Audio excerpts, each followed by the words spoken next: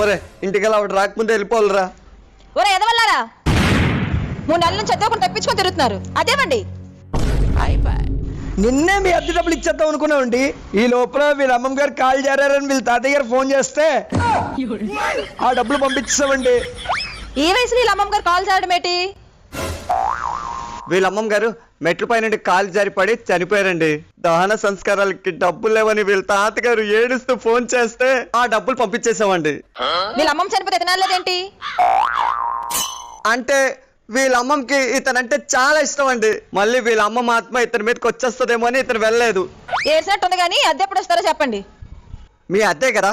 వీళ్ళ అమ్మమ్మ చనిపోయిన ఆనందంలో వీళ్ళ తాతయ్య గారు గ్రాండ్ గా దినం చేద్దామని 5 లక్షలు అప్పు చేస్తున్నారు. దాంట్లో కొంత డబ్బు మాకు పంపిస్తానన్నారు. మీకు దాంట్లో అద్దె ఇచ్చేస్తాం. ఆ డబ్బుల్లో మీరు అద్దెస్తారని గ్యారంటీ ఏంటి?